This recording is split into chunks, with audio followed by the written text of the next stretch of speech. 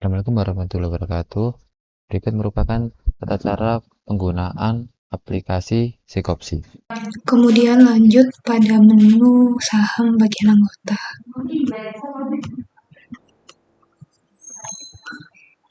Jadi di sini anggota dapat melakukan saham sebagai syarat untuk bisa melakukan sebuah pinjaman. Dan untuk nominalnya sendiri tuh harus kurang dari atau sama dengan 250.000. Jika misalnya lebih ini, maka akan terdapat seperti validasi bahwa harus kurang dari atau sama dengan 250.000. Lalu kita inputkan saja yang sesuai dengan nominal pembayaran 250.000. Klik submit. Nah, ini masih ada button add karena statusnya tuh belum diterima oleh pengurus. Jadi langsung saja ke bagian pengurus. Nah, untuk bagian pengurus pada menu saham, pengurus di sini dapat melakukan aksi untuk menerima atau menolak saham yang telah diajukan oleh anggota. Kita bisa klik button save change. Nah, ini akan memperbarui pada bagian menu saham di anggota. Nah, ini akan terima, maka anggota tidak bisa lagi untuk menambahkan nominal sahamnya. Kemudian kita bisa klik untuk detailnya, ini statusnya telah diterima. Kemudian untuk bagian ketua sendiri hanya bisa melihat data-data anggota yang telah melakukan saham. Ini hanya bisa melihat. Dan kemudian baik ketua, pengurus, dan anggota, laporannya bisa melalui bermacam-macam bentuk. Ada yang copy, CSV, Excel, PDF, maupun print. Nah, seperti ini. Kemudian untuk melihat bukti transfer lewat lihat full gambar. Kemudian hak akses untuk anggota.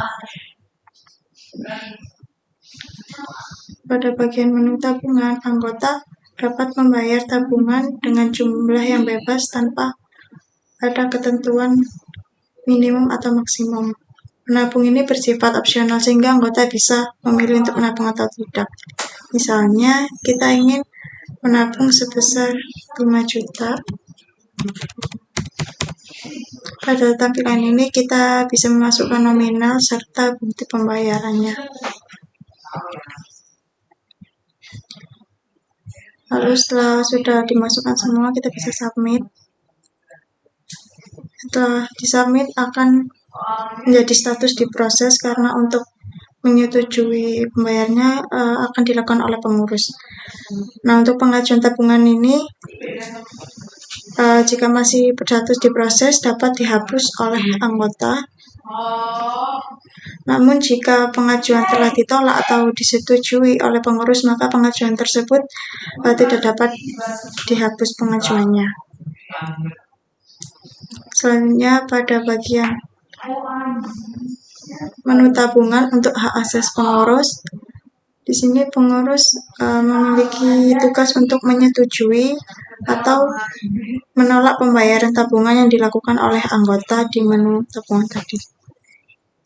Di sini kita bisa menyetujui atau menolak ajuan dari anggota tadi.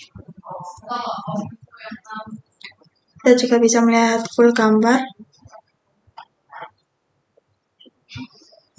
Selanjutnya kita bisa klik save. Nah, setelah menyetujui pengajuan dari Dimitrov Abram tadi, maka nanti akan terotomatis statusnya berubah di bagian anggota.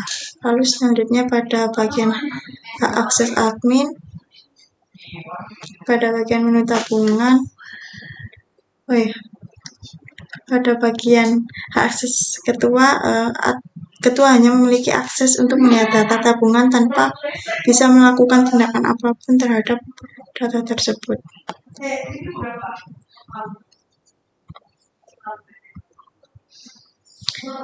Untuk laporannya sendiri ini, setiap akses untuk ketua maupun pengurus dan anggota bisa diunduh sesuai yang diinginkan.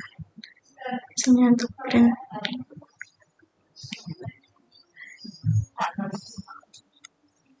Baik, untuk fitur selanjutnya yaitu fitur pinjam dan pengembalian. Untuk melakukan pinjam, seorang anggota harus melunasi uang sahamnya terlebih dahulu sebanyak 250.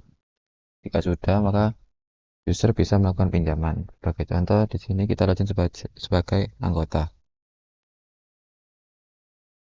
Nah, sebagai anggota kita bisa mengajukan jumlah pinjaman yang ingin kita pinjam dengan batas maksimal 5 juta. Misalnya kita pinjam 2 juta.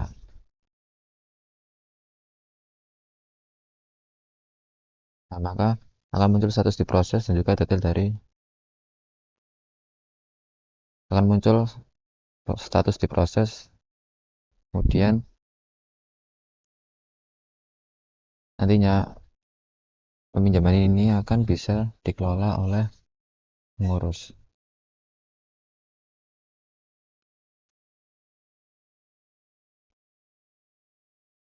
Nah, di sini akan muncul nama Angelin tadi yang mengajukan pinjaman. Di sini kita bisa melakukan manajemen tentang pengajuannya, apakah ditolak atau diterima. Jadi di sini misal kita terima, di sini kita untuk pengurus harus menyertakan bukti bahwa pengurus telah memberikan uang tersebut, misalnya dengan berupa TTF. Dan kita coba simpan, status diterima. Kemudian kita coba cek untuk anggota tadi. Nah, statusnya juga diterima. Nah, kemudian untuk yang ketua sendiri juga bisa melihat dari peminjaman. Cuman hanya bisa melihat, tidak bisa merubah.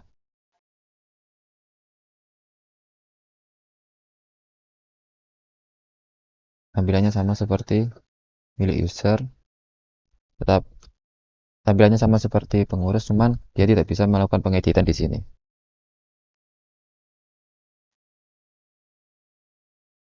Kemudian jika ingin melakukan pengembalian, user tinggal mengklik detail dari pinjamannya, kemudian mengklik tombol add di sini. Misal anggota ingin mencicil sebanyak 1 juta. Kemudian sertakan bukti TF bahwa telah melakukan transfer entah. Kemudian lalu sertakan bukti transfer dan kirim.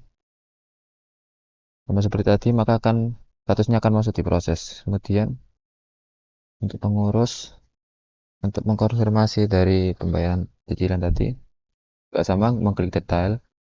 Nah, di sini akan muncul